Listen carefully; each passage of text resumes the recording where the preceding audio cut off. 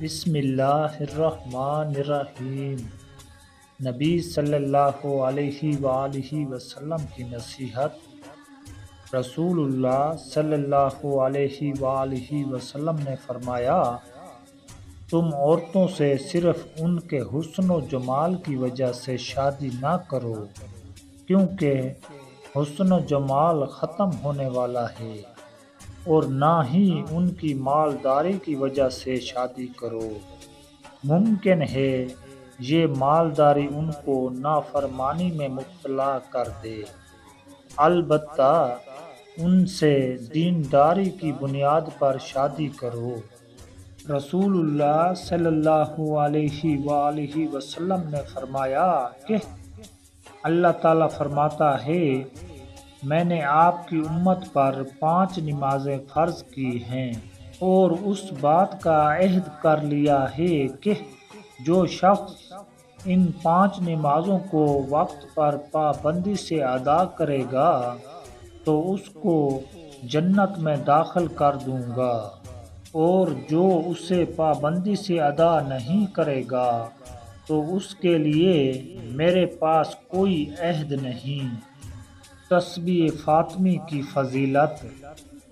رسول اللہ صلی اللہ علیہ وآلہ وسلم نے فرمایا، جو ہر نماز کے بعد 33 مرتبہ سبحان اللہ، 33 مرتبہ الحمدللہ اور 34 مرتبہ اللہ اکبر کہتا ہے، وہ کبھی نقصان میں نہیں رہتا۔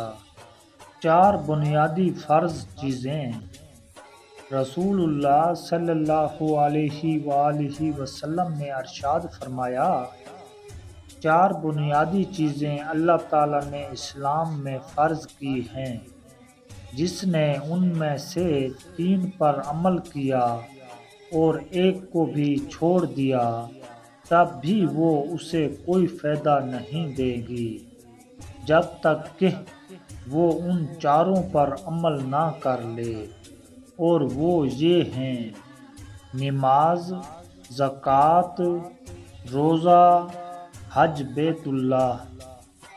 رسول اللہ صلی اللہ علیہ وآلہ وسلم نے ارشاد فرمایا، ہر چیز کے لیے صفائی ہے، اور دلوں کی صفائی اللہ تعالیٰ کا ذکر ہے۔ نبی اکرم صلی اللہ علیہ وآلہ وسلم کی اپنی امت سے محبت۔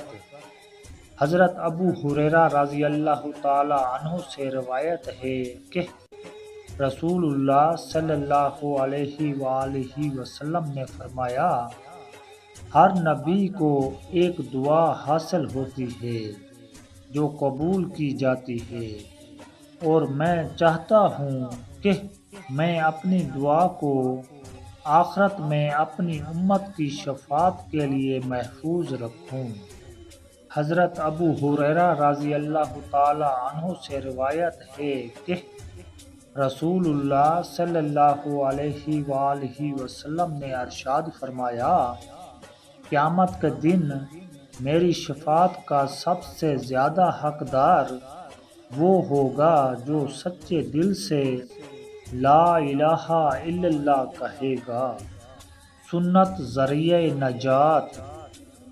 امام مالک رحمۃ اللہ علیہ کا ارشاد ہے، بے شک سنت کی مثال حضرت نوح علیہ السلام کی کشتی کے مانند ہے، جو اس میں سوار ہو گیا گمراہی سے بچ گیا، اور جو اس پر سوار نہ ہوا یعنی سنت کو چھوڑ دیا تو وہ غرق ہو گیا، یعنی ضلالت و گمراہی کے گڑھے میں گر گیا۔